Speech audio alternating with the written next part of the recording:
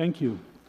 Hello, everybody. Welcome to the Common Council Public Safety Meeting, Committee meeting on April 27th, 2026. Tonight's meeting is solely interviewing candidates for the CPRB. There's 9 members on the CPRB. 4 are appointed by the mayor and 5 are appointed by the Common Council. We've had a few resignations, so the Common Council right now has 4 openings that we're looking to fill. And joining me tonight is from the 1st Ward, we have John Williamson. We have Lomenzo Jones. From the 4th Ward, we have Mark Robinson. From the 5th Ward, we have myself, Tom Hoey, from the 15th Ward. And also joining us tonight is our Carly Johnson, who is, setting everything up and making sure this meeting runs smoothly. We also have Garrett Schaff. What's Garrett's last? Schaff. I'm sorry, Garrett. We also have Robert Wenner with us, who's our counsel. And we also have Braylin. And Braylin, I didn't catch your last name. Cordones. Okay. And Braylin is joining us. She's the executive secretary. Today's her first day on the job for the CPRB, so we're really happy to have her here tonight. All right. So we do have 4 candidates, I believe, tonight to interview for the CPRB. And real fast, I want to just go over the qualifications while all 4 of you can hear what's required by statute, by law. And it's city law requires that CPRB members reside in the city of Albany. And, just let us know that you live in the city and what street you live on. City law also requires that CPRB members possess a reputation for fairness, integrity, and responsibility, and have demonstrated an active interest in public affairs and service. And we'd like, when you come up to talk, just talk about some examples of public service and other things like your fairness and integrity that you could share with us. Also, city law prohibits current city employees and their immediate family members and any former APD employee and their immediate family members from being a CPRB member. And that's because of a conflict of interest. And you got to let us know if anybody in your immediate family is a current city employee or a former Albany Police Department employee. And then finally, the Common Council does not believe prior criminal conviction is an automatic disqualification to serve on the CPRB, but rather the facts and circumstances of any prior conviction are the determining factor that we would weigh in on. Better assess the required reputation for fairness, integrity, and responsibility. You'll be required to complete a criminal and employment history background check, and you need to be able to consent to have that check done. And will anything be discovered in your background that may call into question your reputation for fairness, integrity, or responsibility? You should really let us know, because I just want to take this minute. We do have a lot of openings on the CPRB. Lately, I'm going to say the last year and a half, the Times Union has been really looking at us with a magnifying glass. And we've had 2 members come in and beautiful resumes, very good interviews, but they didn't tell us about their background. And when we did a background check, it didn't show up because they were both not from this area. So, I'm just letting you know, this is super important that we make sure we get the right people on this board. And it's nothing personal, but when you have a newspaper reporting constantly that, we're doing this wrong, that wrong, we have to be really careful. And actually, I have a thing, if you want to see it later, I get from the newspaper. They have a picture of me, and next to my picture, they have derelict of duty. And, I am the chair of this committee. I got to make sure that we do stuff right. I felt we were doing everything right, but, unfortunately, things happen. But I just wanted to give you that heads up, just to let you know that this will be looked at. I'm sure the reporter's watching right now. That's the way it goes. So with that, let's start our interviews with Antonio. Is Antonio here? Hey, why don't you come up and sit here? Yes, sir. I'm sorry? I don't? Oh, are you supposed to interview tonight? Oh. You can go ahead and sit down, Antonio. Nice to meet you.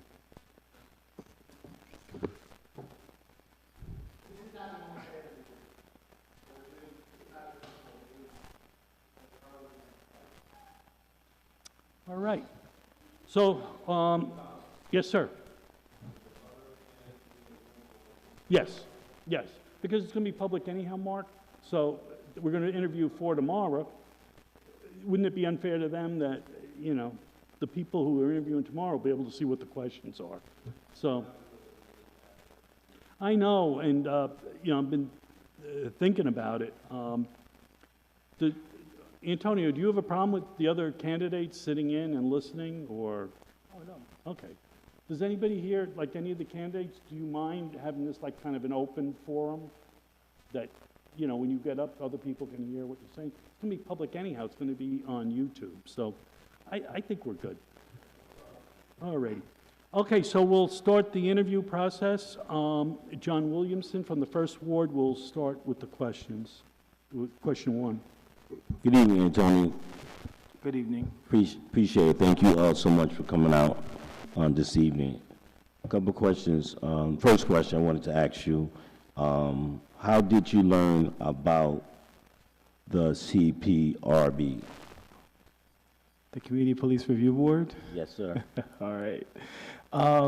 It's interesting. I was doing some research, and I noticed that there was a call for applications on the city website. This is when there was a transition in administration from Kathy to Dorsey. And I was inquiring quite extensively about opening positions, and I was encouraged to apply.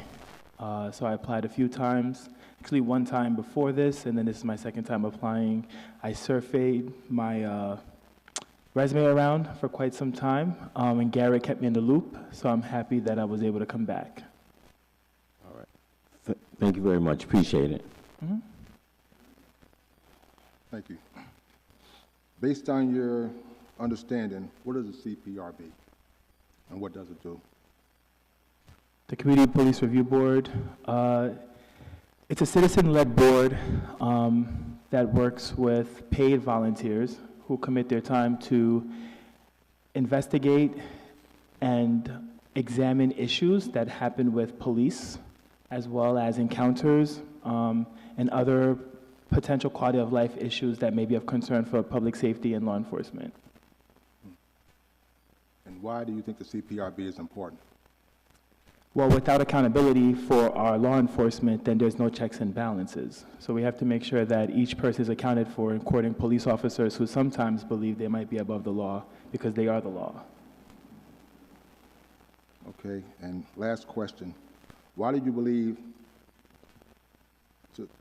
to be some of the challenge? What do you believe to be some of the challenges the CPRB is currently experiencing?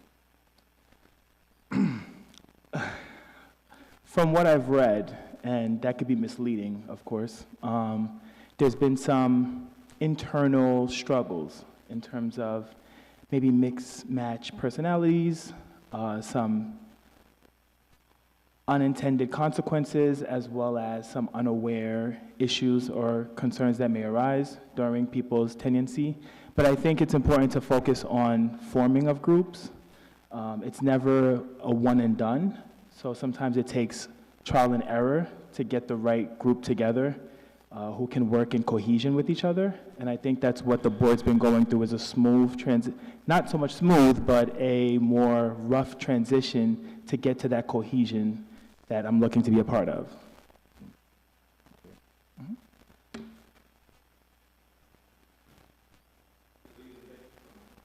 Mhm.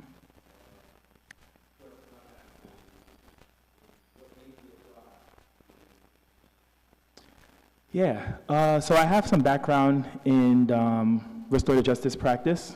So I've worked with youth who have faced concerns with car theft. I'm not sure if you're familiar with this, but in Western New York, there was a large issue with the Kia boys and what was going on in terms of cars being stolen or items out of cars. And I've worked with restorative justice circle practice to help reduce the recidivism, but also to keep them out of prison and help them to move into a more community-led initiative. So we called it the three-part series. Part of that kind of gave me an opening to how community policing can be more effective than actual incarceration or time served.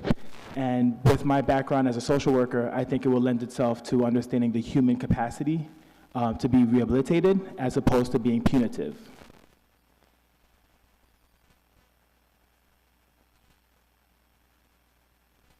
No problem.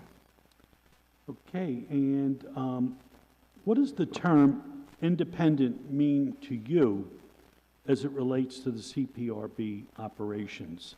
And the context of this question is the CPRB for the last year and a half or so has fallen underneath the Common Council to kind of house them because they used to be at Albany Law.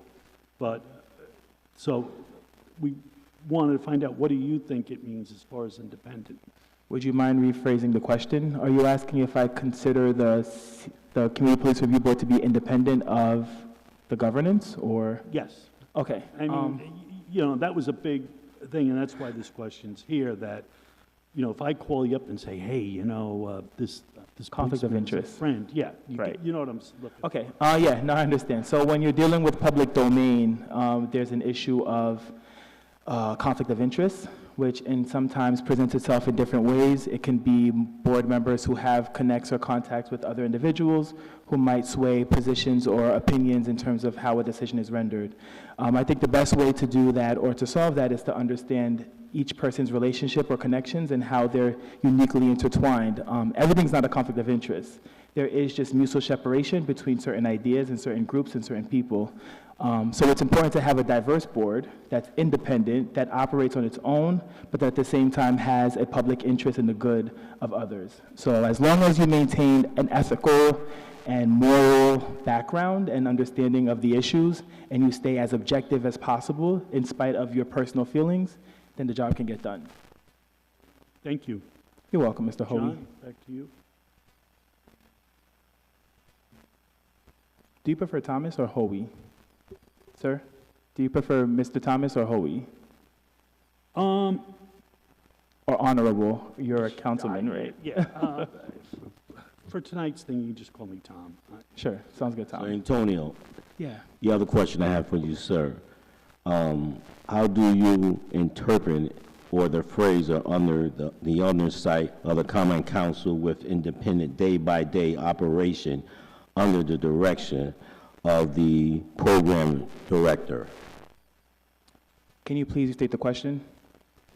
How do you interpret the phrase under the oversight of the Common Council with independent day-by-day operations under the direction of the program director? I think I understand the question as being, how do I interpret oversight by the program director in day-to-day operations? Is that correct? Okay, just wanted clarification. Yeah, so I think the program director has a position to deal with the day in, day out operations of how things are handled in terms of budget, oversight, maintaining the ledger, and also keeping up with correspondences with constituents. But then there's also the board that operates independently that solves issues and concerns that come up in ticketing, as well as filling reports and filing reports, and then rendering a decision on how we're going to address any sort of ethical concerns that might be involved with the police. Is that correct? Yes. Thank you, I appreciate it. You're welcome. Okay, now my question, how do you interpret the phrase "at the direction of the CPRB" as it relates to the duties of the program director? One more time. How do you interpret the phrase at the direction of the CPRB as it relates to the duties of the program director? If you, if you need more context, let me know and I can provide you some. The question is a little redundant, I think, because it sounds very similar to the operational question. Yes or no? It is to a degree. So the program director is an employee of the Common Council, not of the board itself. Okay. So, but the program director is supposed to work with board membership at the direction of the CPRB membership.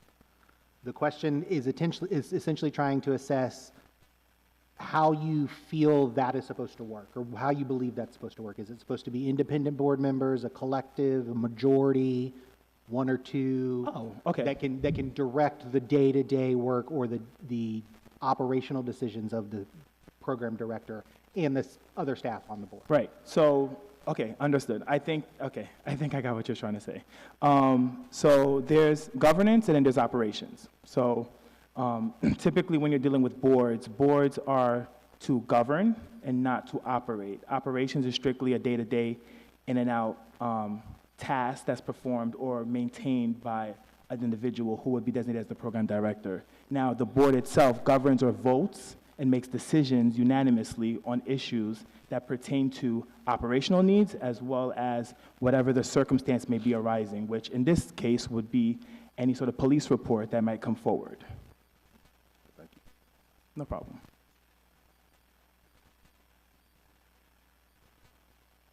All right, the question I have for you, and if you can just expand on it to the point where is that is in the working relationship, where is that a complaint come across the CPRB about a particular police, and doing something to a resident that was not, that they feel that, was unconstitutional.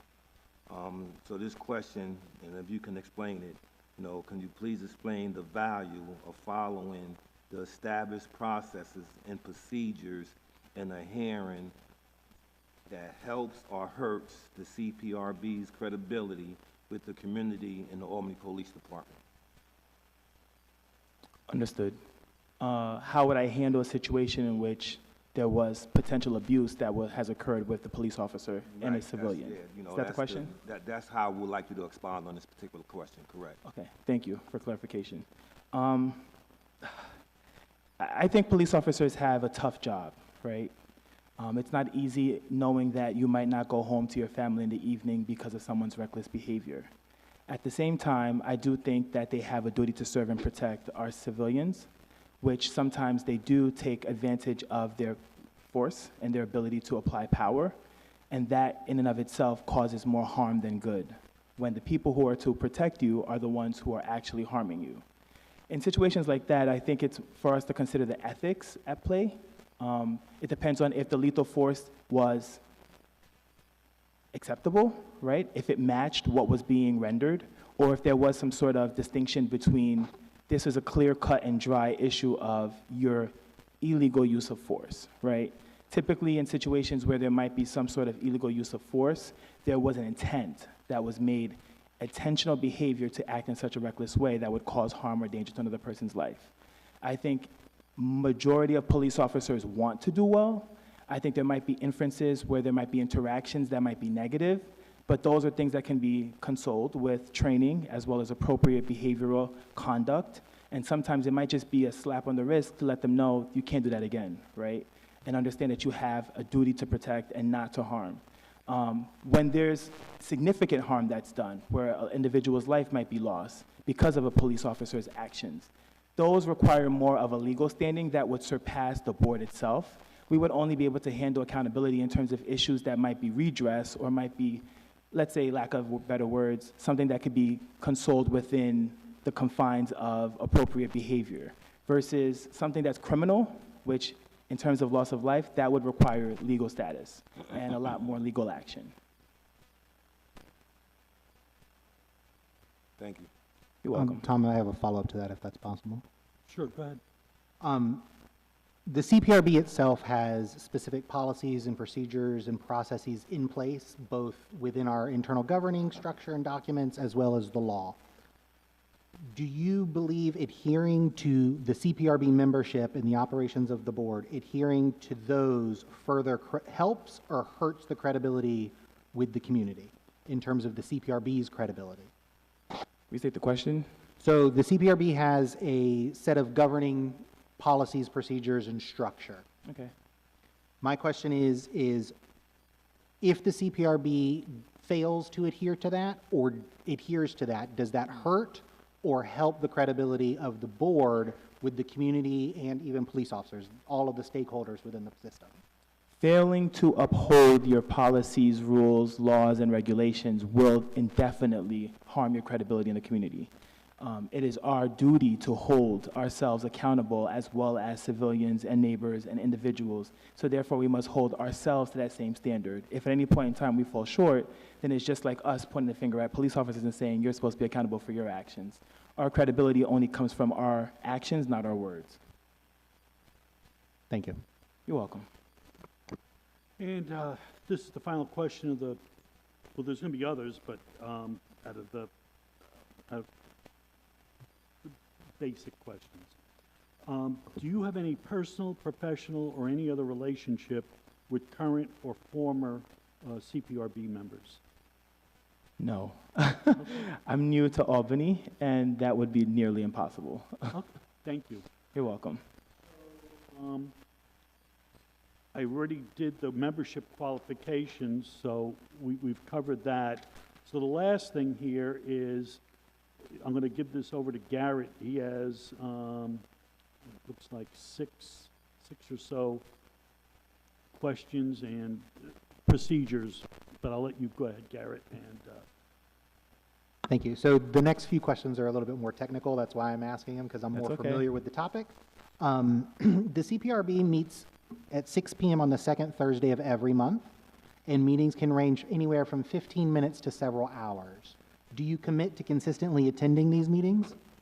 Yes, I've even participated as a committee member for the meetings when I wasn't part of the board, so I have no obligation or objection or conflict. Okay. City law and CPRB bylaws require CPRB members to complete a new member orientation program, which is approximately 2.5 to 3 hours long, once the new member and the CPRB can coordinate the training. However, that must occur within 30 days of you submitting your oath of office. Do you commit to completing this training? Yes. City law requires CPRB members to complete the Albany Police Department's Community or Citizens Police Academy as a requirement of continued membership. This program is currently offered once a year. This year, it'll be offered for 12 Wednesdays between 6 p.m. and 9 p.m. starting on September the 9th, and on one Tuesday, November the 24th, from 6 p.m. to 9 p.m. Do you commit to attend this training program? Yes. City law and CPRB bylaws require absolute confidentiality with respect to confidential or privileged information, essentially 99% of the information you're going to receive related to complaints that you received during membership. Do you commit to maintaining the required confidentiality? Yes. City law requires CPRB members to conduct themselves at all times in a manner that will maintain public confidence in the fairness, impartiality, and integrity of the CPRB, and refrain from making any prejudicial comment with respect to the CPRB, complainants, or police officers. Do you commit to meeting this requirement? Yes.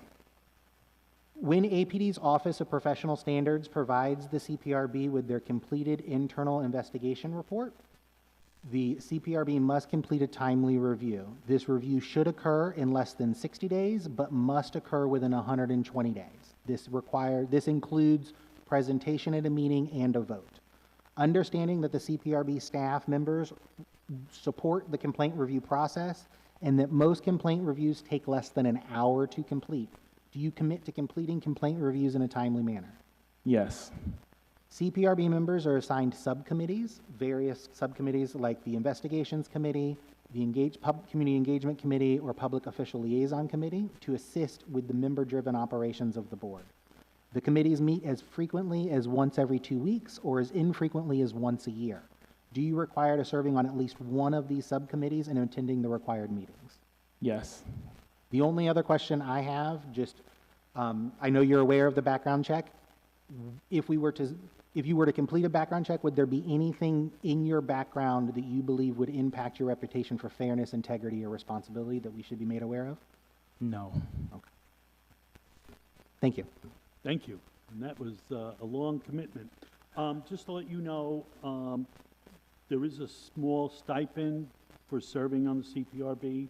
$250 a month? Correct, $250 a month, $3,000 a year. There is, we're in financial problems too, but there is a bit of a lag. There might be, you know, We've resolved that. I'm sorry?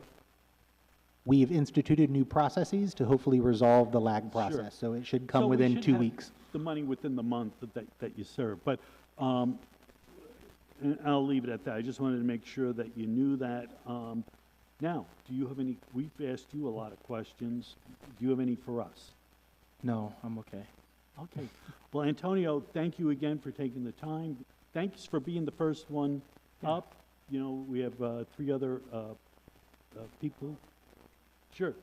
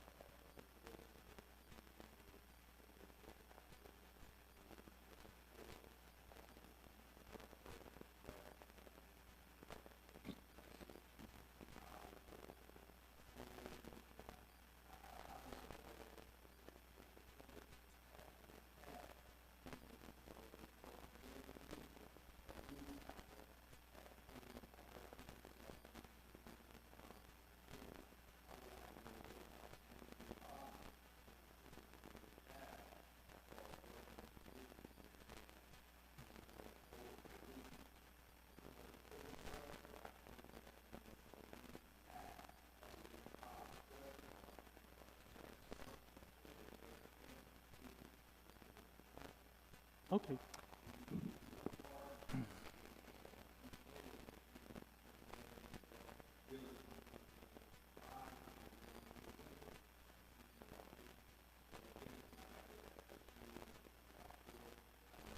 Well, you're a member of this committee.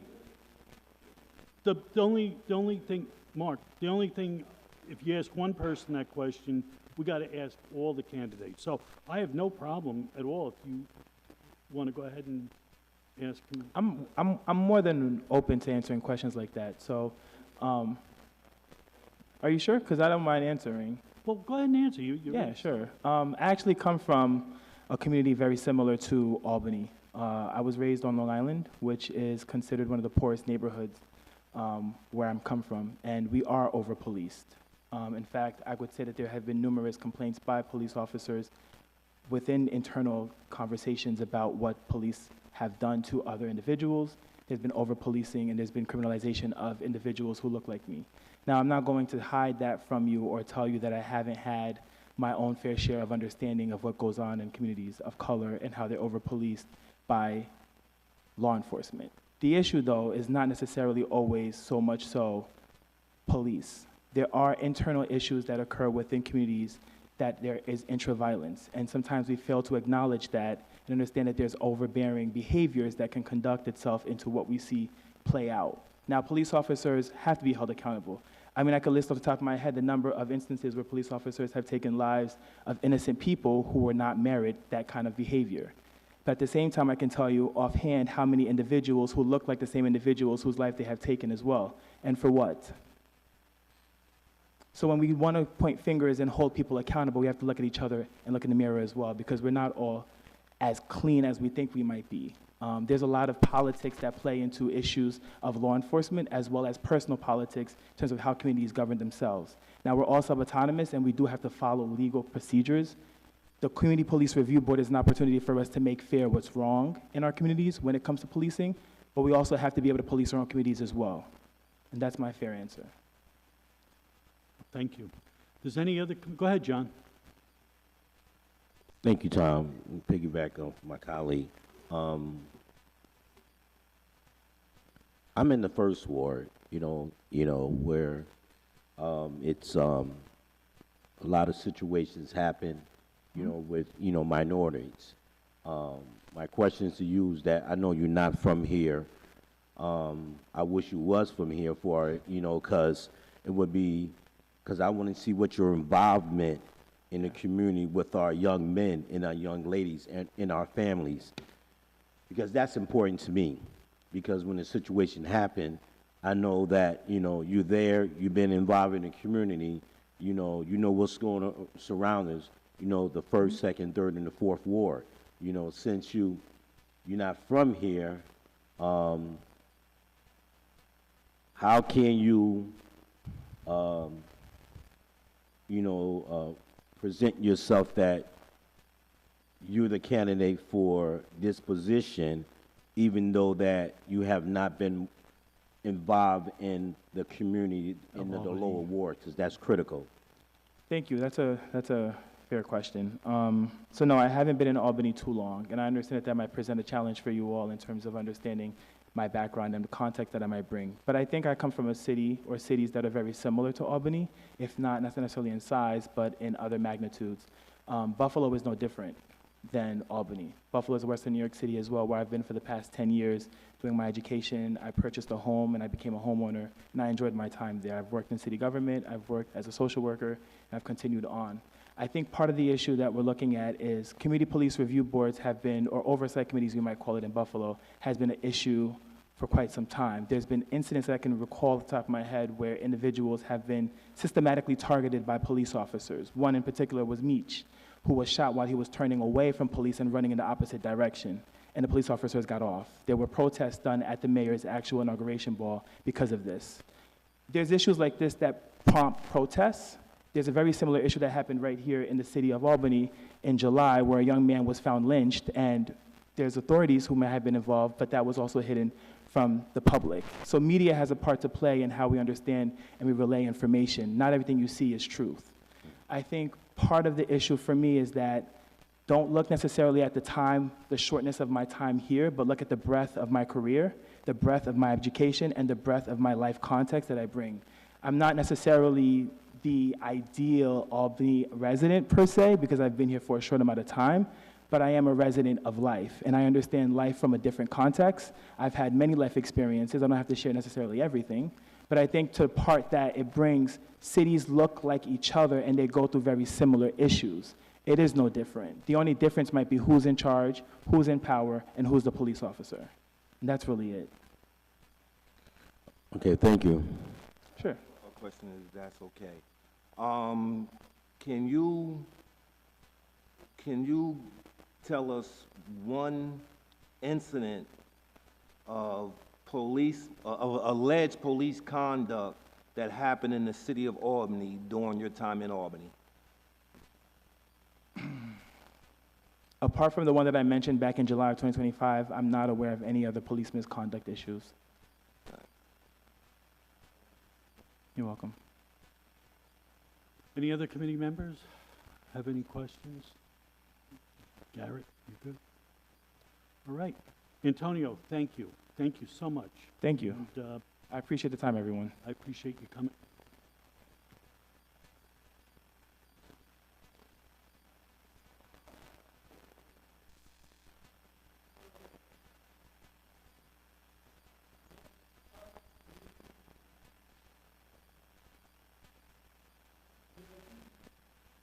Next up, we have, and if I pronounce your name wrong, please correct me, Sui Puja? Hi, Sue.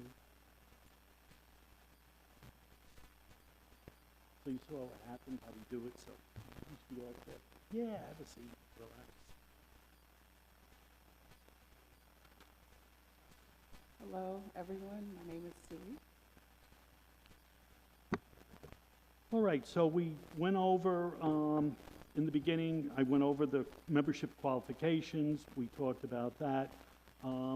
So we'll just jump right into the questions, and And what we try to do Yeah. to make it fair for everybody, we'll ask everybody the same question. So we did add a couple of questions on, so we will be asking the same questions that we asked Antonio of you, that besides what we had laid out here.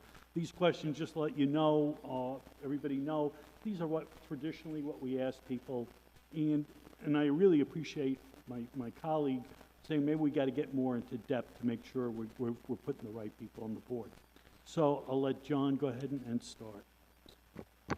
Thank you for coming, Saweet. Yep. Appreciate it. Question to ask you, how did you learn about the CPRB? So again, it was during I believe it's Activate Albany, when the new mayor was coming in. I saw that there were open positions. It's basically me living here this long. I felt compelled to see how I could serve this city that I've been in for so long, for so many decades. And I have an acquaintance who said, well, you probably have the characteristics of someone that should be on this board. May I ask, what ward you in? Excuse me? What ward you in? Whereabouts will you live in this? I always forget. I live by St. Pete's. Okay, all right. St. Peter's. All right, thank you, appreciate it. Sure. How you doing? Hello. Based on your understanding of the CPRB board, what does the CPRB do? So from my understanding, it's a board that is basically there to build a review of police misconduct, with the mayor having appointed members there, as well as the common council, to look at police misconduct in the community that comes up. And why do you believe the CPRB is important? Well, I believe it's important because the police department is an important part of the community, and especially in Albany, where there's a lot of issues regarding, race and class and status. And so when there are issues that come up, the board is there to kind of be that buffer. And I see it as almost like a peacemaking entity, to kind of look at what the procedure was supposed to be, and how far from that this particular incident is. And what do you believe to be some of the challenges the CPRB is currently experiencing? Well, from the news stories, I'm somebody who's more of a analytical and organizational person. I like to look at the process, the procedures, and what is causing some of these tensions that are existing. So just from that basic knowledge, I would say it's just, it could be something as simple as, how these cases come to the attention of the Police Review Board. So is there a way to make sure that that process is as quick and as automated as possible for people to know that, hey, I've reported this, it's being looked at, and the board is going to look at it. So that's the first thing. And then just also communication for the board, kind of like telling citizens like myself, hey, this is actually what we do. I find that a lot of things, it's just people don't know what this board actually does. And so that makes it harder for people to accept the results. Thank you. Thank you for coming out this evening. Thank you. What made you apply to be a member? So again, I had an acquaintance. He's known me for many years in the community here in Albany. I've been a small business owner. I've been a landlord in Arbor Hill for decades. So I've kind of like been across a lot of different communities here in Albany. Let's put it that way. So he felt that I would be a good candidate because he felt that I had integrity, I had honesty, and I was excited to see how I could serve out of my comfort zone. But Thank you. yeah. Thank you again for coming. And my question is, do you have any, I'm sorry, I jumped. What does the term independent mean to you as it relates to the CPRB operations?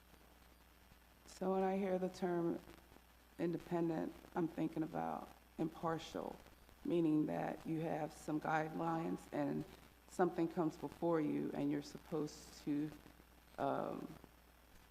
do your work in a way that's not like biased and not leaning to one side or the other, but being objective. That's what independent means to me. Thank you. Yeah. Yes, another question for you again. How do you interpret the phrase under the oversight of the Common Council, which independent day-by-day operation under other direction of the program director?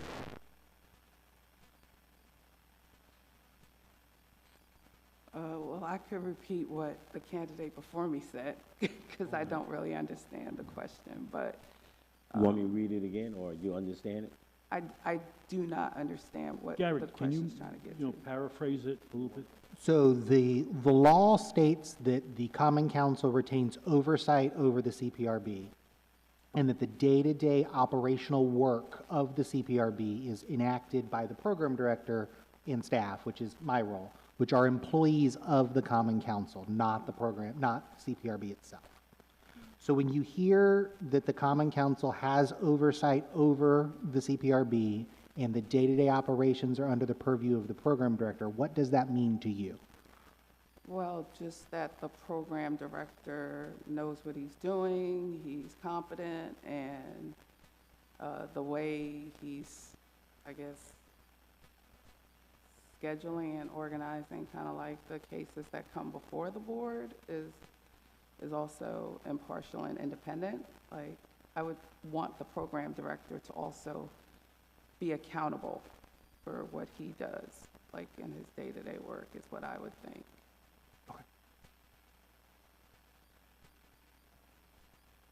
Thank you, appreciate it. Okay, similar question. How do you interpret the phrase "at the direction of the CPRB as it relates to the duties of the program director"? So that means that, to me, when I hear that, it's more like they're guiding kind of like what the program director is doing, which sounds different from the first statement to me. Am I getting it right? So they both kind of overlap to a degree. The question that was just posed is more of, when you hear "at the direction of the CPRB," do you believe that is at the direction of, because the board is potentially 9 members, at one of those 9 members, a majority? How do you believe the direction of the CPRB applies? So I would think if it's at the direction, it would be kind of like unanimously, the whole board agrees that this is what should be happening.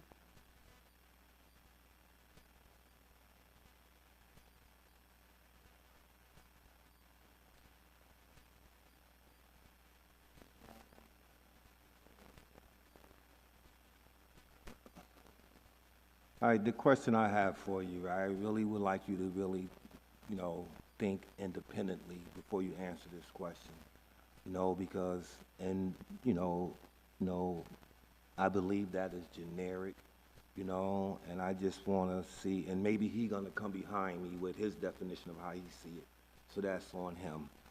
But, you know, as an independent thinker, because like I say, say for instance, right, that you've seen on social media that a police interacted with a resident, and it clearly stating that he's kicking this resident in the face for no reason and hitting and punching this resident.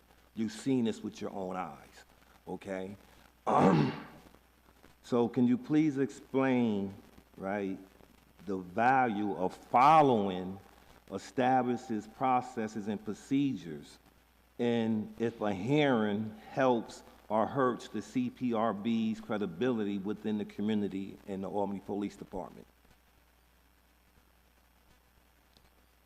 So the role of this CPRB is pretty cut and dry, but I think maybe the communication of whatever that outcome is, like whatever that ruling is, has to be managed also, like the communication of that, and just explaining how maybe the board came up with that, what statutes were they looking at, and kind of more like communicating how we got from this to that, especially in a volatile circumstance like that. Thank you. And for this section is the final, well, we're going to ask a couple more, but do you have any personal, professional, or any other relationship with current or former CPRB members? Could you repeat that? Do you have any personal, professional, or other relationship with a current or former CPRB member? No. Thank you. Okay, Garrett. Oh, do you want to do, we did add a couple of questions. Do you want, I'm sorry? Yes, do you want to go ahead and ask? The first one was about the residency and knowing. Right, I just want to just follow up, because like you said, you know, you want to make sure you have each candidate answer the same question. Can you identify one situation in the city of Albany where that it has been a complaint of police misconduct with a resident? Can I explain? There's been several on the news. I can't remember all the details of. Not the details, but I'm saying, can you just, you know, briefly, you know, say, hey, at this time, you know, a police officer was observed doing this, you know what I'm saying, rather you see it on social media or through the news outlet? Yeah, through the news outlet, like in the summer last year. There's like so many incidents with police brutality and, you know, in the Black brown community here. Right, and that's and this is like a springboard from my first question, right? Because, you know, when you you know, and you know, are elected, you know what I'm saying, to fill this position on the board, right? There's certain procedures and processes, all right, that's already, you know what I'm saying, within the bylaws, you know, of the CPRB. But I'm saying with your independence and your integrity, if you, like I said, if you've seen something that you feel just ain't right, you know, would you be willing to speak out against the injustice, you know what I'm saying, even if it doesn't fall in the guidelines of what's the, what the bylaws say within the CBRB? Well, if I'm on the board, that would constrain what I can just say in the public. I may have my own personal views of things. I may have my own personal, you know, passion about it, for sure. You know, I can't help that. But I would say, just me being me, I would remember that my role is to be, my public role is to be as a member of this board. So I would watch carefully, I think, what I would say there, because I don't want anything to be misconstrued with me and me as the board member, me personally, and then me as the board member. So I would be careful what I said.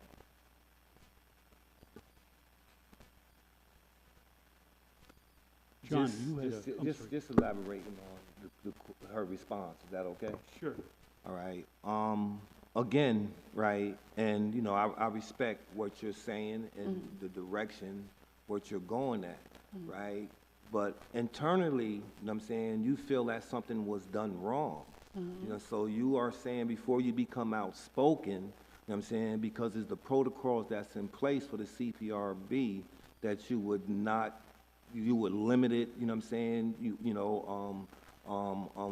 what you feel to be correct, to really express it to the director or to the board in itself. Within the And to board. say that even though it says this, maybe Right. changes need to be made in the Yes, bylaw because X, Y, and Z. I agree, yes. What you just said is accurate.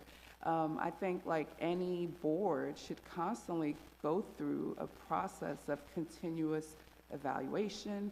I'm somebody who believes in process and continuous improvement of the process. You have to see, you know, hey, this has ramifications in the community. So what are we doing here? Are we actually doing the right thing as a board, following these steps and these statutes that we keep holding dear? I think any board that doesn't self-reflect is no good, because things change. You know, new people are coming into the city. The city is moving on with the new administration. If the board can't be flexible and the board can't internally review, you know, its processes, then I don't think it's a board that I would want to be on. I would think that that's part of what I would be doing as a board member. Thank you. You answered. Thank you. Yeah. How you doing? Hello, sir. Just a couple of questions I wanted to ask you. What is your involvement in the community as a whole? What if your upper wards? I'm mainly focused on the lower wards. What is your involvement? What I mean by that, I mean, are you out in your community? Are people seeing you, helping out, our constituents? Young men, they get into altercation, what if it's with the officer? Are you there you make a loud voice? Are you just standing back, you're not saying nothing? And also, have you been involved with police as far as that with yourself or with involvement, have they, approached you in a negative way? So yes, I have been involved in the community. I was a literacy volunteer. There used to be a program in, I think it was West Hill, Arbor Hill with the NAACP. I was a part of that, so I got to meet a lot of people in the community through that, young children that needed literacy help. So some people in the community got to know me through that. For years, I ran a small business, urban kidswear store called Capital Kidswear. So that's where a lot of people know me from. So I started a small business, and I had it was Washington and Lark, so right there in between those two communities. So I got to know the police quite well. I had a lot of interaction with the police there, and a lot of interaction with, the wards. They were my customers. Okay. So they came in and they spoke to me, the moms, the grandmothers, the parents, talking about schools and how the schools were, talking about, while they're buying clothes from me, they would tell me kind of like some of the things that they were going through and their kids were going through in the schools. So I kept it all up here, and just dealing with like the local, like the business improvement district, the neighborhood association. I was very much involved. Mine was Center Square. So I was involved in that neighborhood association, working with like other neighbors on, before they expanded like all these bus stops up there, working with CDTA, with other community members, with other neighborhood association members to figure out like the best way to lay out these. So yeah, I've had a lot of experience with that, being a landlord also in Arbor Hill for many, many years. So, and my building got burnt down. So I had that experience as well. But I think the people of Albany are really amazing, and I'm glad that now we have an opportunity to see a lot of things. You know, people are looking at the city and trying to do big things now. So that should lift everybody as that happens, and I think this board should be part of that. Thank you. Appreciate it. Thanks for your question. Okay, we hand it over now to Garrett. Thank you, Tom. The CPRB meets at 6 p.m. on the second Thursday of every month. Meetings can range from 15 minutes to several hours. Do you commit to consistently attending these meetings? Yes. City law and city CPRB bylaws and rules requires members to complete a new member orientation program that is approximately 2.5 to 3 hours long once the new member and CPRB staff can coordinate the training. However, the training must be completed within 30 days after submitting your oath for office. Do you commit to completing this training? Yes. City law requires members to complete the Albany Police Department's Community or Citizens Police Academy as a requirement for continued membership. Currently, that program is offered once a year. This year, that academy will meet for 12 weeks between 6 p.m. and 9 p.m. starting on September the 9th and one Tuesday on November the 24th. Do you commit to completing this training program? So that's every week? For 12 weeks, it'll meet every Wednesday from 6 to 9 p.m. at the Police Department's Academy. And the first session is on September the 9th. The last meeting, which will actually be the 13th meeting of the Academy, is just the Tuesday before Thanksgiving. So instead of it being the Wednesday before, it's the Tuesday before. On Henry Johnson? Yeah, it's not on Henry Johnson, it's out on Washington Extension, Okay. where the actual Academy training occurs. Oh, okay. Yes. City law and CPRB bylaws and rules require absolute confidentiality with respect to confidential or privileged information, which will essentially be all of the complaint-related information you receive that you learn during your membership. Do you commit to maintaining the required confidentiality? Yes. City law requires CPRB members to conduct themselves at all times in a manner that will maintain public confidence and fairness, impartiality, and integrity of the CPRB, and refrain from making any prejudicial comments with respects to the CPRB, complainants, or police officers. Do you commit to meeting this requirement? Yes. When the APD's Office of Professional Standards provides the CPRB with their completed summary of internal investigation report, the CPRB must complete its timely review. This review should occur in less than 60 days, but no more than 120 days. This includes presentation and vote at a meeting. Understanding that CPRB staff members support membership with the complaint reviews, most reviews take less than an hour to complete. Do you commit to completing the complaint reviews in a timely manner? Yes. CPRB members are assigned subcommittees like the Investigations Committee, the Community Engagement Committee, or the Public Official Liaison Committee to assist in the CPRB member-driven operations. These committees meet as frequently as once every 2 weeks or as little as once a year. Do you commit to serving on at least one of the CPRB subcommittees and attending the required meetings? Yes. And I know you're aware of the background check. Would there be any information discovered from your background check that would call into question your reputation for fairness, integrity, or responsibility? No. Thank you. Well, thank you for sitting through this. Do you have any questions for us? Nope. Well, thank you again for coming in and spending time with us and being interviewed. Appreciate it. Sure.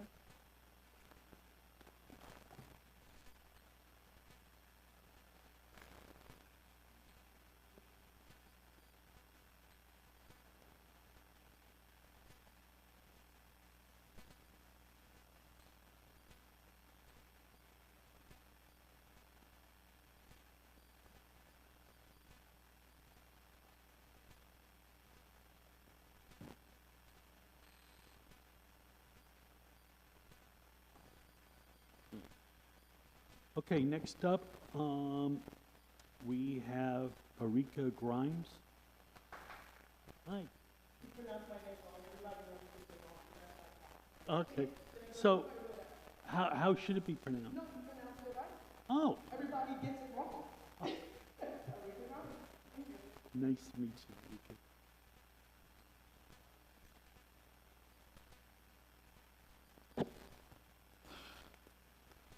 All right, so you've sat through, at least two of the interviews, so you kind of know what's, how we run the meeting and stuff.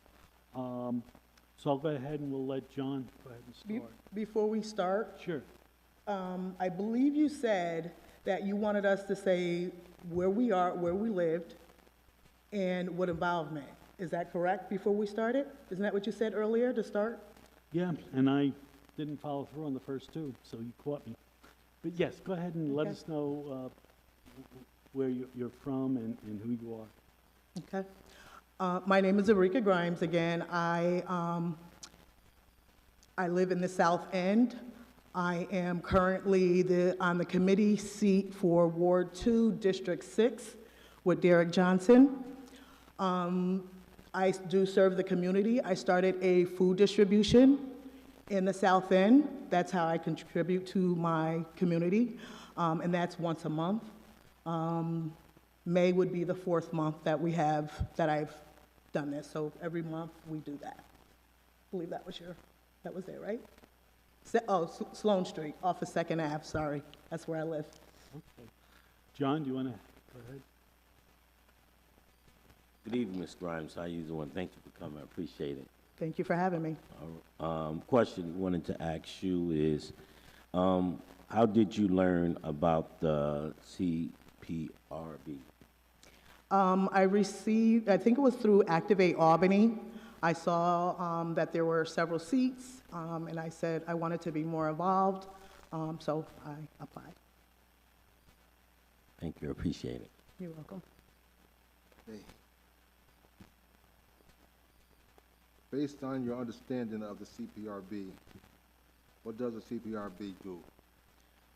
My recollection, I believe it is to review police activity, things that the police are doing in the community that are not correct or that should be reviewed. I believe that's what the CPRB is for, to review police activity that are not doing what they're supposed to be doing. Why do you think it's important? There's a lot of reason why it's important. The first one, my cousin just got exonerated after 29 years of being falsely accused. So of course, things like that need to be reviewed. When police are doing certain activity, things like that need to be reviewed. I believe they need to go back to training. Final question. What do you believe to be the challenges currently with the CPRB?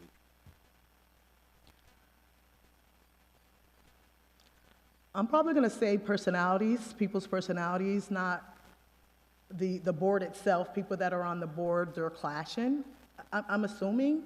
I'm just not sure why. It hasn't been up and running or, a year and a half? So I think it's probably the personalities. People's personalities are clashing. Thank you. You're welcome. All right, and yourself? All right. You ready? I don't know. Again, thanks for coming out. My pleasure. Thanks for having me. Yeah, so what made you apply to become a member? I'm sorry? What made you apply to become a member?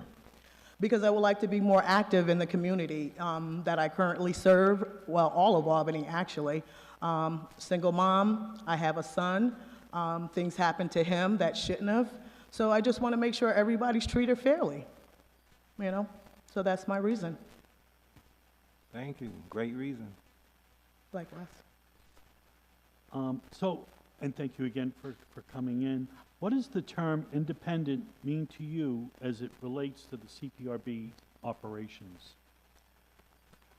I believe that means that that board itself is independent. The members of that board are making the decisions that need to be made. Then they go back to whomever they need to go to, but that's what I think the independent is. Thank you. You're welcome.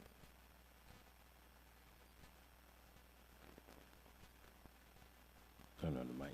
Another question for you is that, how do you interpret the phrase under the oversight, common council, independent day by day, under the direction of the program director? It's like the phrase, the day by day director of, how do you feel, you know? Rephrase that for me, please? Basically, how do you interpret the phrase, the undersight of the common council with the independent day-by-day operations? The operations is under the direction of the program director. If I'm understanding you, the day-to-day is who will be, I'm not going to say that again? The program director, you got it. Okay. The program director, that's who I believe, once we're done reviewing, will be looking over what we've came up with. Yeah. Yep. Thank you, appreciate it. Okay, my question.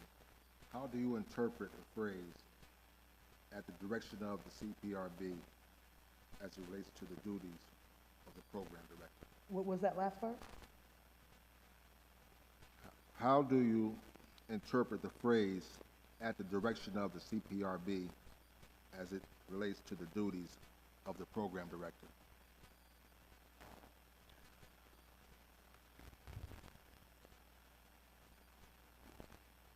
So I would say, of course, once the reviews have been completed by the board, I believe the director would make their final decision, but I think the director should also keep in mind, I don't know how to say it.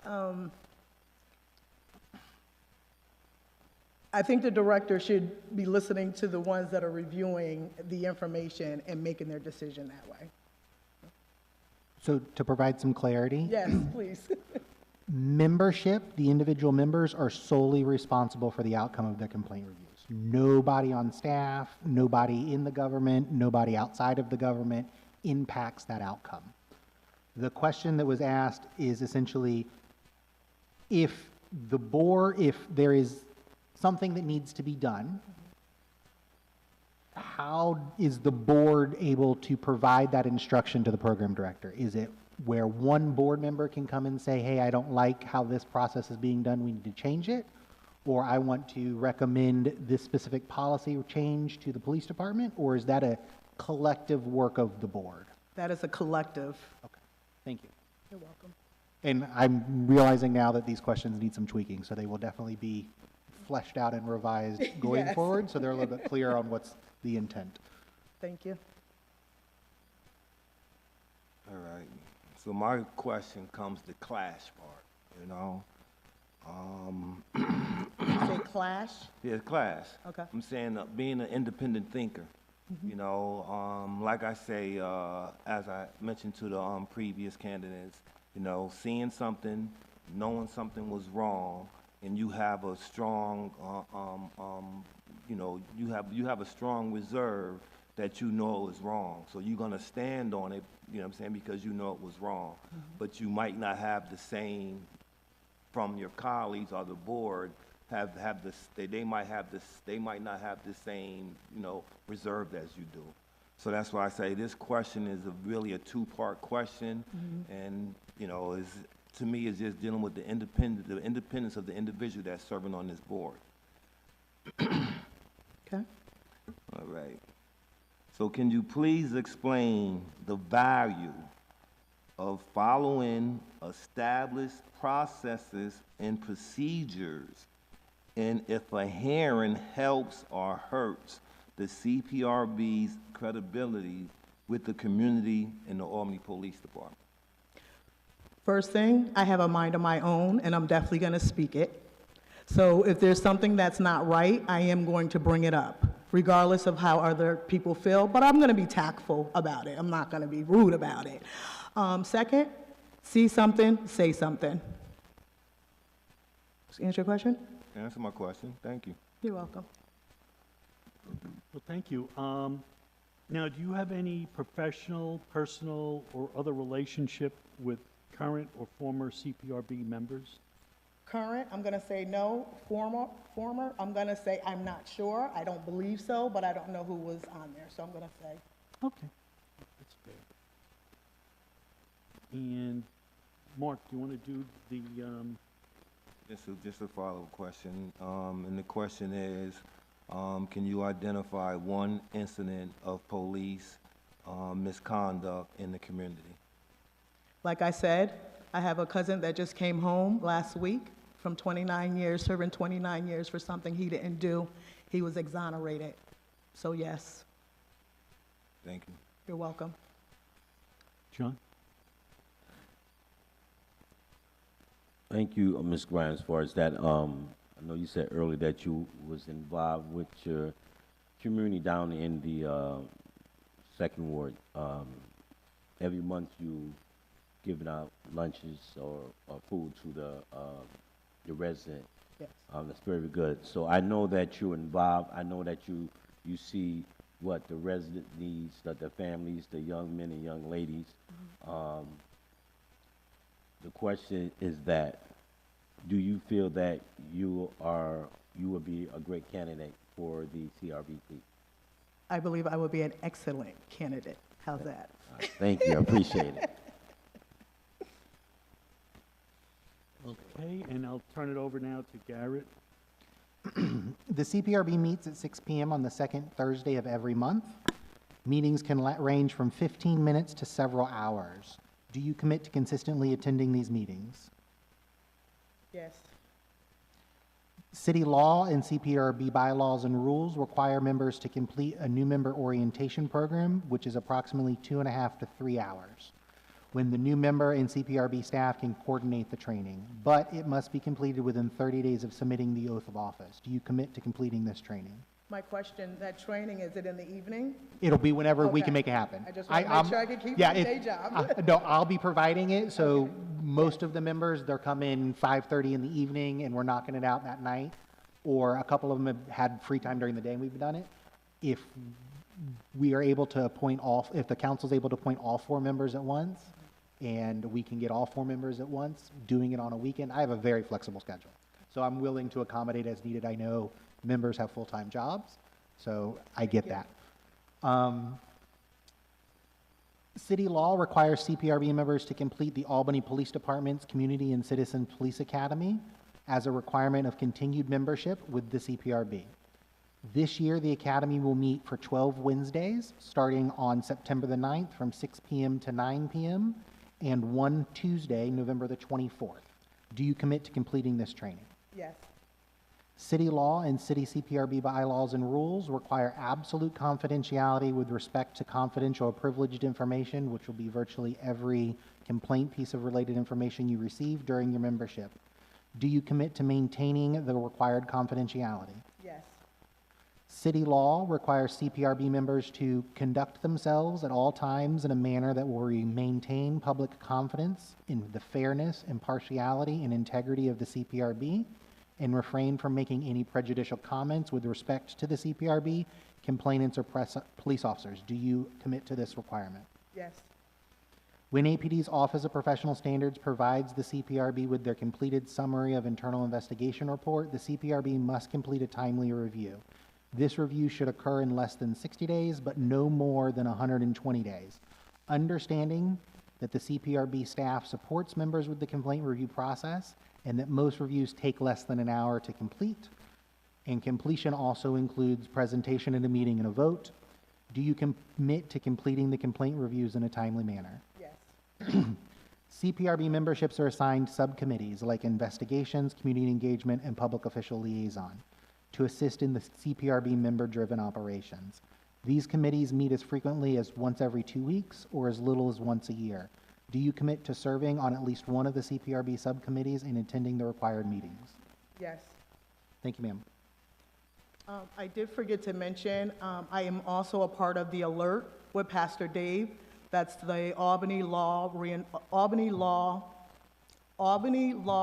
Reinforcement, Enforcement Team, sorry. And I've been involved with them from 2018. Thank you. You're welcome. I vote too. Do you have any questions for us? When are you looking to fill these seats? As soon as possible, but we do have a lot of candidates. Tonight we have 4. We have 3 or 4 for tomorrow, and then there's a few others that I know is in the process. Carly's working on that. But I would hope, well, I should explain the procedure. I'm glad everybody's still here. So what will happen is the committee will make some recommendations for the full council, and it'll be the full council meeting where that's where you actually get appointed. So we would ask you to come back for the full council in case there's members.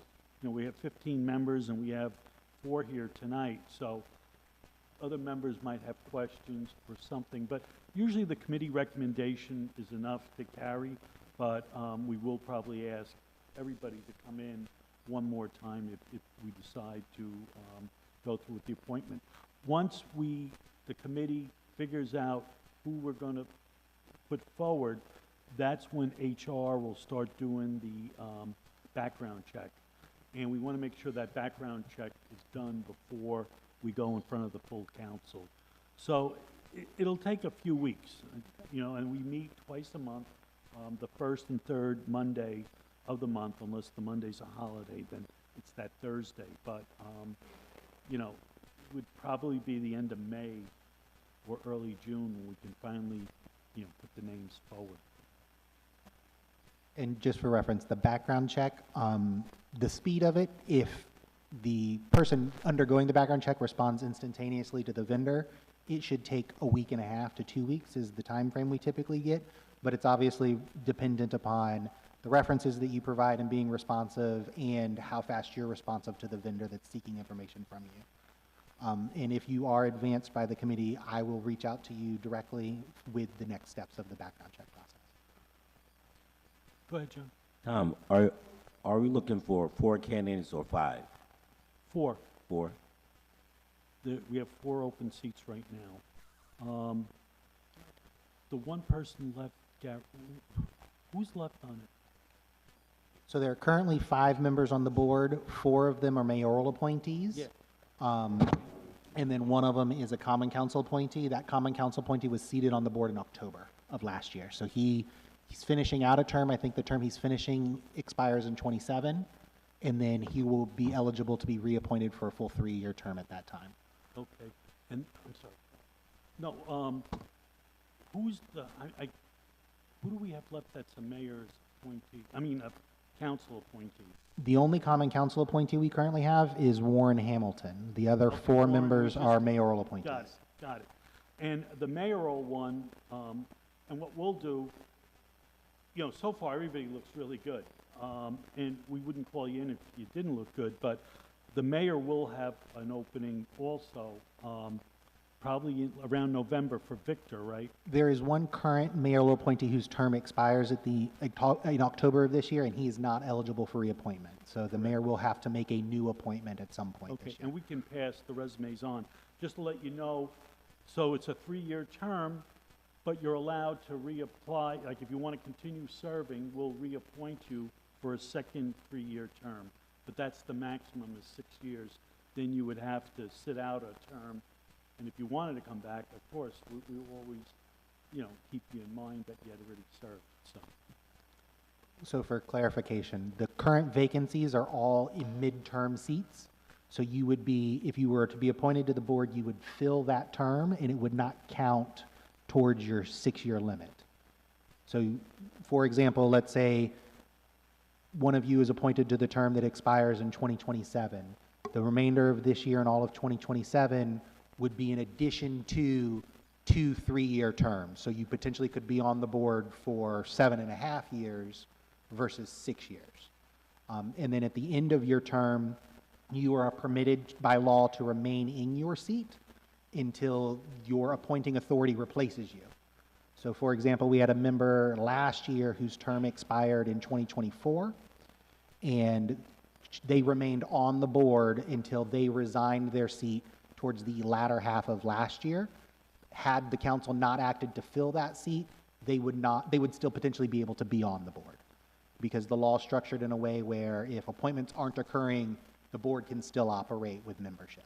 So once you're on the board, a member leaves one of three ways. They resign, their term is expired and they are replaced, or the Common Council exercises its oversight authority and removes a member for cause. And as far as I'm aware, that has never happened. So most likely would be you either resign your seat or you're replaced at the end of your expired term. All right, well, thank you for that update. And our final interview tonight will be with Robin Williams. Welcome, Robin. Come on up.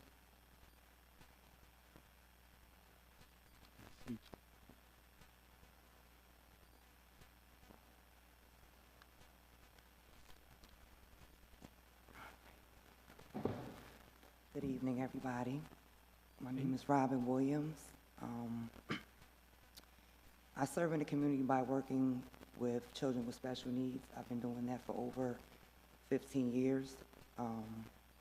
I started at St. Catherine Center for Children, working with children who not only have special needs in education, but who also have behavioral issues, who deal with all kinds of home trauma, who deal with mental health, who deal with people who just don't hear them or understand what they may be going through on a daily basis. Thank you. And what street do you live on? I live at 51 First Street. Okay, First. Yes. Thank you. John? Thank you, Ms. Williams. Appreciate it. Thank you for coming. You're welcome. My question is to you, how did you learn about the CPRB? So I learned about the CPRB through personal interaction. I had an encounter, well, my son had an encounter with the Albany Police Department at my home, where he was actually thrown to the ground by a police officer. I then investigated to see where I could get help from to advocate for me and my son, and it was brought up to me that this agency existed. So I then used the agency to advocate for my son and file a report, and it's actually still ongoing at this current time. Thank you. Appreciate it. Based on your understanding of the CPRB, what does the CPRB do? So, of course, we know it's an agency that is formed to hold officers accountable for wrongdoings, misconduct, and so forth. But I feel like it also is a resource for the community, for families to be able to come and speak and advocate for their situations, their kids' situations, their personal situations, so that they can use their voice, even if it's written on paper, so people know what's going on. Because if they don't know, then we can't change it. So that if they do come forth and they do make a complaint, nobody can say that they didn't know. So people are then held accountable for what's actually going on.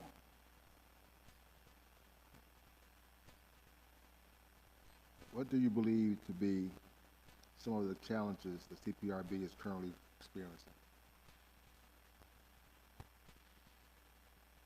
I feel like from just a little bit of the information that I got, everybody may be in a rush. Everybody's in a rush just to get the job done. And we're really not looking into actually what's going on when officers are actually not doing what they're supposed to do. So I think if we slow down and we really pinpoint what's actually going on, we'll have better results. I also feel like we got to get the right people in the right places. If we don't have the right people to do the job and do it the correct way, then it's always going to be done the wrong way.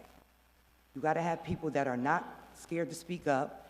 You got to have people that are, like he mentioned, your independent thinker. You have to have people that are here to do the right thing and to serve on the committee and make the right decisions, regardless of who it offends, who gets held accountable, or whatever happens after that.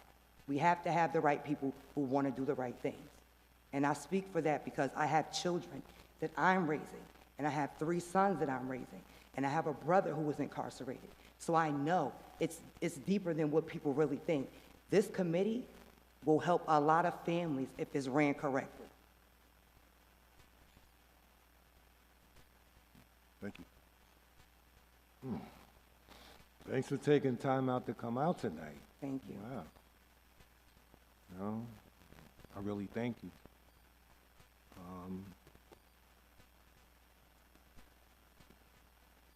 What made you want to apply to become a member? So, I have a family member who actually gave me this resource and told me that he felt like I would be a good fit.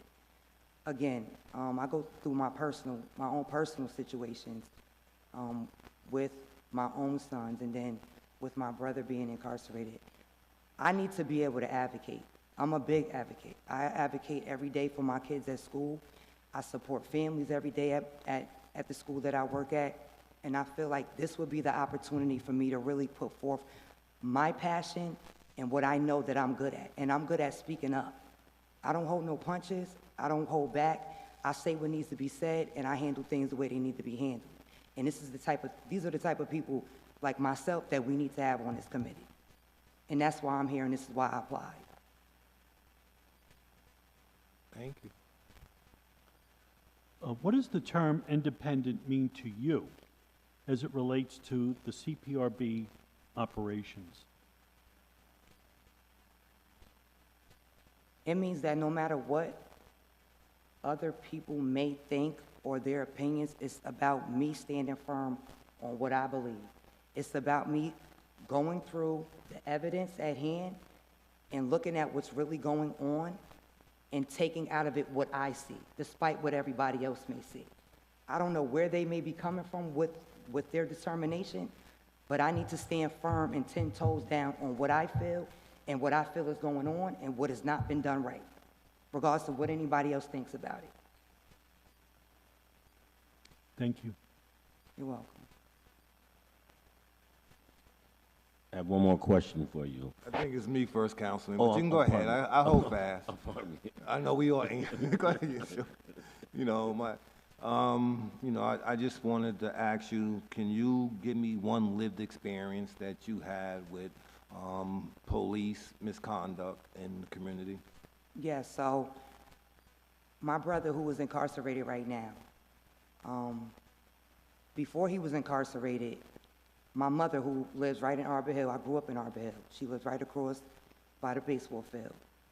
My mother's an older lady, so before my brother was apprehended, they came to my mother's door, they banged on her door, they had the dogs out, they accused my mother of harboring my brother. They were nasty to her. When she was calling to make complaints about the way she was treated, she was laughed at in the background while she was talking, and officers were in the background laughing at her as she was complaining. No one did anything for her. They made it seem like it was a joke, and it's not a joke. You can't come to people's house and treat them any type of way because you feel like you have a statue, because everybody has a boss. Everybody has somebody to answer to. In the same way that you got sworn in to protect and serve, you can get sworn out, and they don't understand that. And that's the thing that's the problem we have today, that they feel like they have this protection that they can't be removed, or they feel like they can't be touched, and that's a big issue. So that was a big thing for me, because anything could have happened to my mother that day. Thank you for giving us your lived experience. You're welcome. John, you got question number 5? Yes. Yes, Ms. Grimes. I know that I'm Miss Williams, sir. Oh, Miss. I know it's a little late. I do apologize. I do apologize. That's I know okay. that you said you worked in the school, so my question is to you. What is your involvement in the No, John, we're going through the Oh, questions. I know you kind of Okay. jumped off, but I want to All make right. sure, we got to treat everybody equally. okay. Sorry about that. The last question I want to ask you, Ms. Williams, is that, paraphrase, how do you interpret how do you interpret the praise, the direction of the CPRB as related to duties of the program director? Could you, yes, I know, yeah. Could you, break that down for me, please? Sure, so we'll do questions 5 and 6 together because they definitely Okay, that's overlap. fine. So question 5 is, how do you interpret the phrase "under the oversight of the Common Council with the independent day-to-day operations of the program director"? Okay. Or under the direction of the program director. And question 6 is, what does the phrase "at the direction of the CPRB" as it relates to the duty of the program director? Okay, so I feel like the first question is basically that we are the committee, but we also have somebody that oversees the decisions that we come up with. So again, the decisions that we make, they're going to be overlooked by somebody higher than we are to determine if the decisions we made are fair or within capacity of what should be happening. And when you say in the capacity of what should be happening, do you mean like within the regulatory framework that exists? Like the policies and procedures that the board must adhere to? Yes. Okay. And then,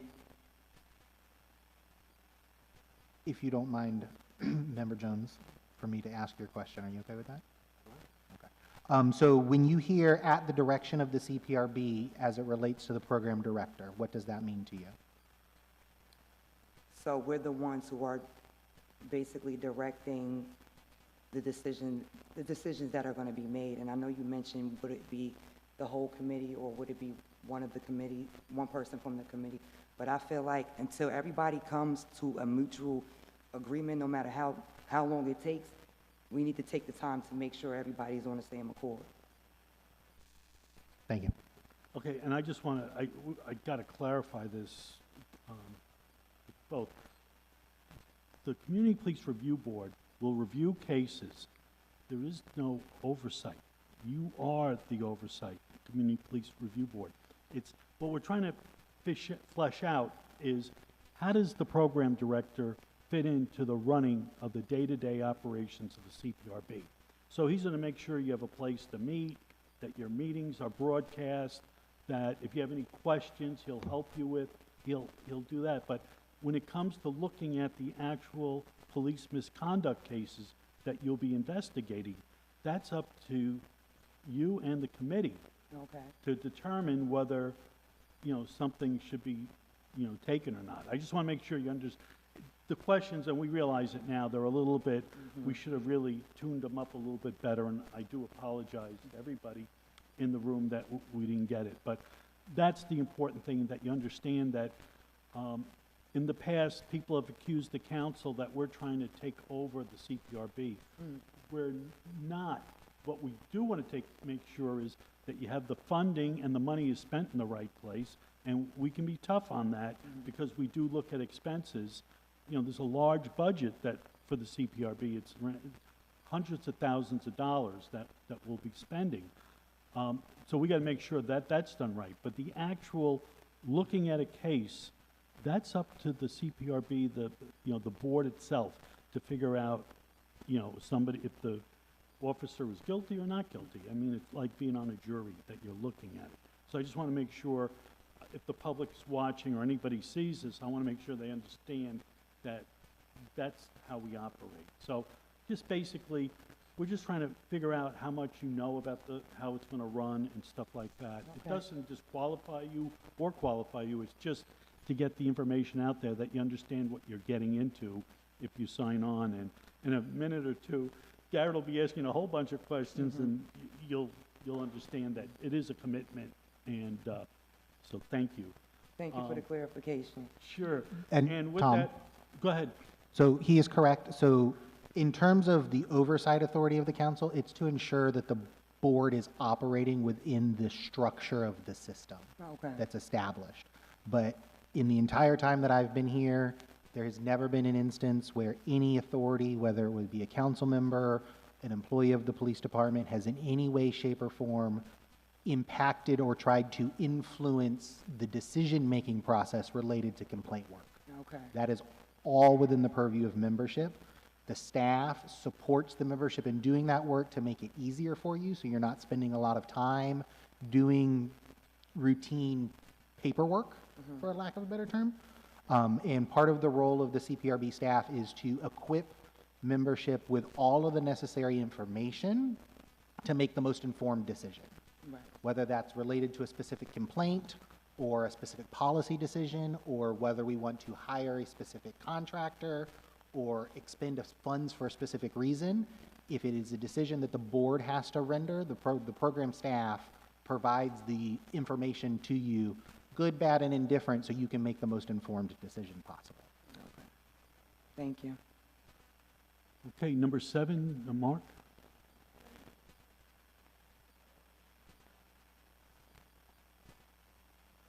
You know, this question here, I asked that you think real, hard before your response. Because, your response here and a question that will be asked, right, at the end of this form, it's something like, it's like, damned if I do, damned if I don't. So your response, and how you, the independence is very important, okay, but, the the Community Police Board, they have bylaws, and within their bylaws, it states that, a person, no matter how passionate, you may feel about something is right, it's just that you will have to really confine your conversation to actually like going on social media, going in the streets and, telling people, oh, this is wrong, that's wrong. Really had to be confined within the compounds of the CPRB board. So no matter how passionate you may feel when you know something is right, so it's really, you have to really border yourself from really being outspoken to the point where is that you stressing your concerns in public that may jeopardize a certain case that's going on or, certain rules that's in the bylaws.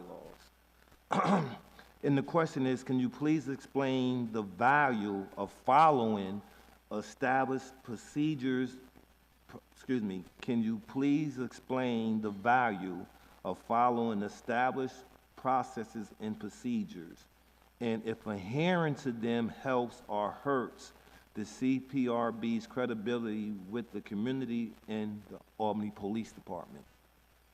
Do you want me to expand on? Yes, please. Okay.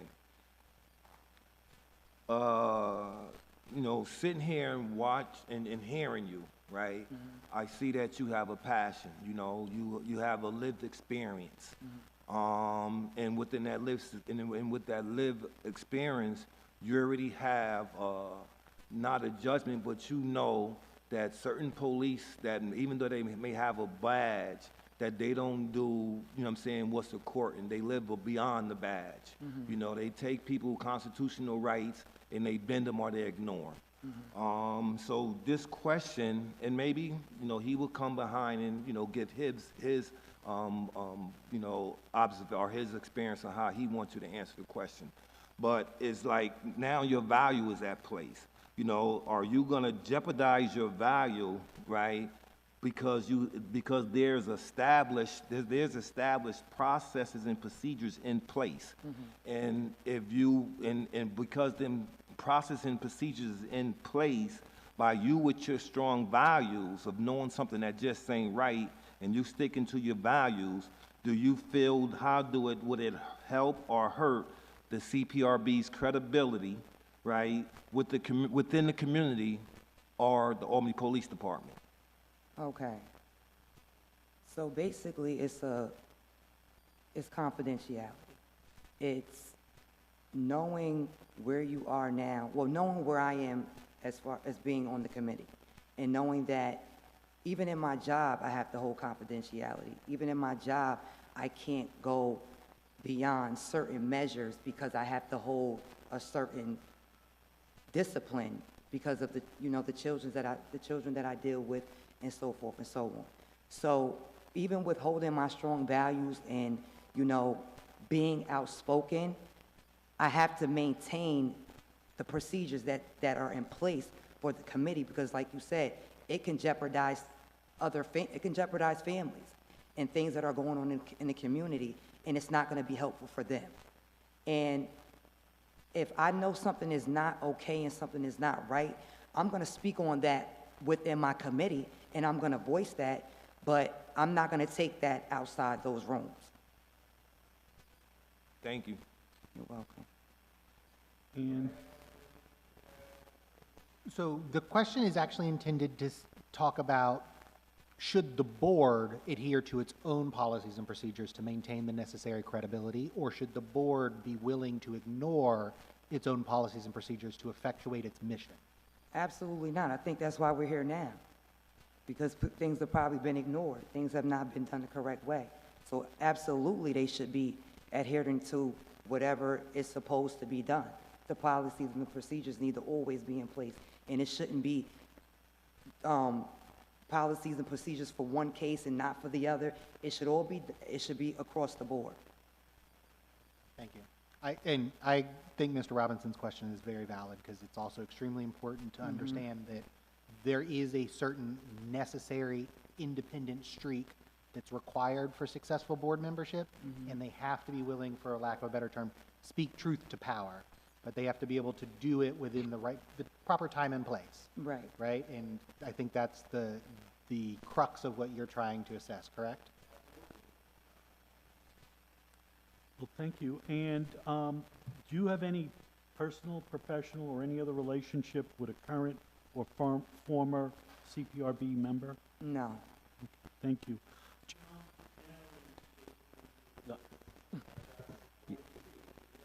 Yeah.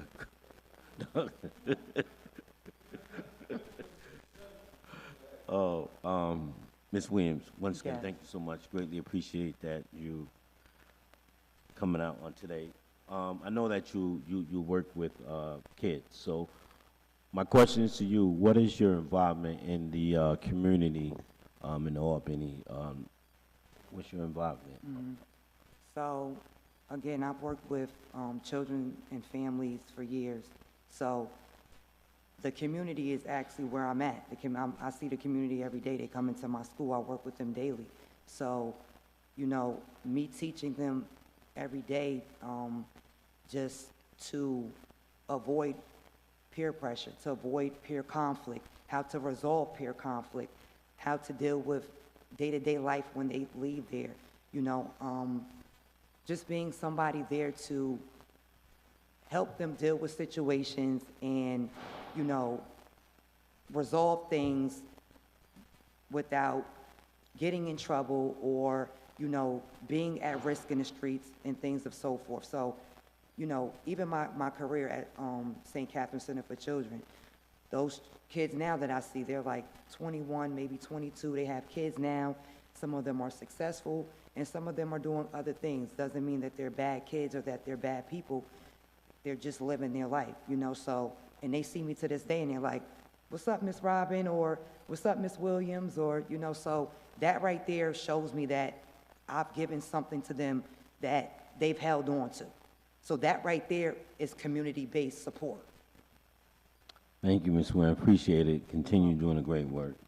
Thank you. Hey, Mark, now you had brought up before, like right in the middle of our questions, you had asked, So that's what I'm saying. Okay, We so you're good. She Thank you. gave me her.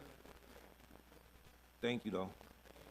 You're welcome, thank you. so now do you have any, oh, well, I have to pass it over to Garrett for the big questions. Are you ready for 6 rapid-fire questions? The CPRB meets at 6 p.m. on the second Thursday of every month, and meetings can range from 15 minutes to several hours. Do you commit to consistently attending these meetings? Yes, City law and CPRB bylaws requires members to complete a new member orientation program that is approximately 2.5 to 3 hours. when the new member and CPRB staff can coordinate the training. However, it must be completed within 30 days of submitting your oath for office. Do you commit to completing this training? Yes. City law requires CPRB members to complete the Albany Police Department's Community and Citizens Police Academy as a requirement for continued membership with the CPRB.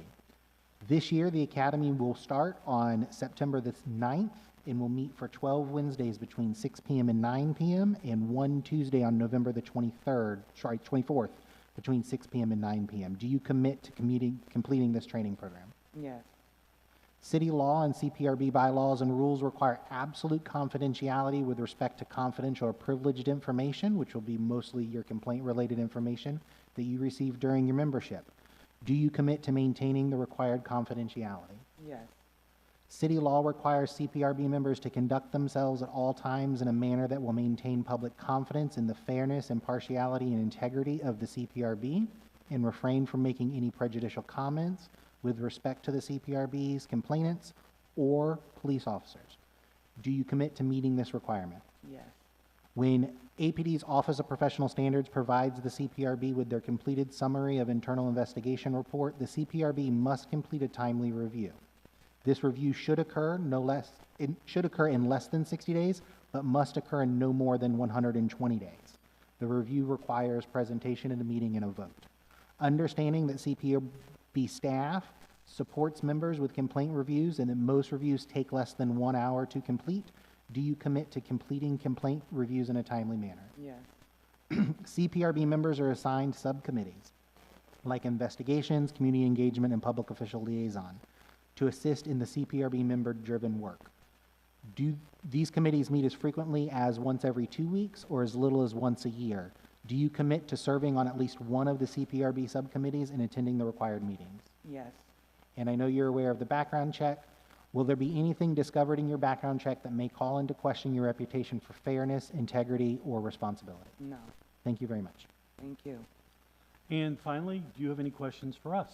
No, I've heard everything. Yeah, okay. Well, that's good that we're all here and able to talk about it. Thank you. Thank you. You're welcome.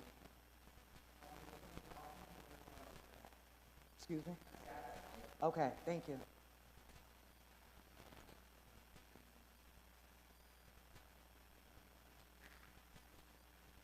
Okay, at this point of the meeting, I think we should go into an executive session.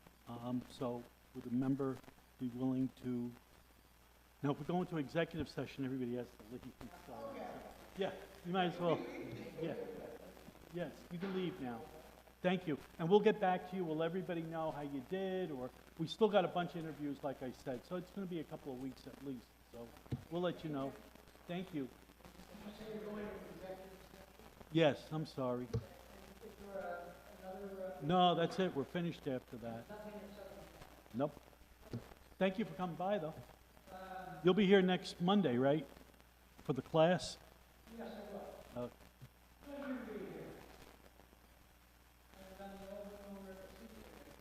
Yep. Okay. Would one of the members of the committee make a motion to go into executive session to discuss? That'll be a motion to enter executive session to discuss the appointment of one or more individuals to the Community Police Review Board. Do I have a second? John? All right. All in favor? Aye. Aye.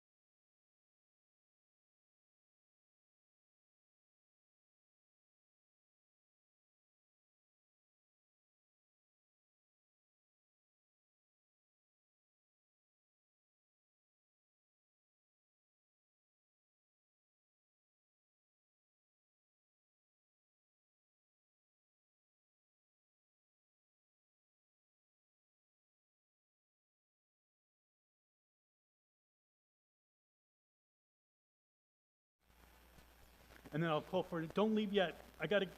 John, we got to get adjourned, so hold on for interviews. And we will do further interviews tomorrow. And I will ask for a motion to adjourn. Okay, I have Mark and John second. All in favor? Aye? Aye. Thank you all, and thank you for watching.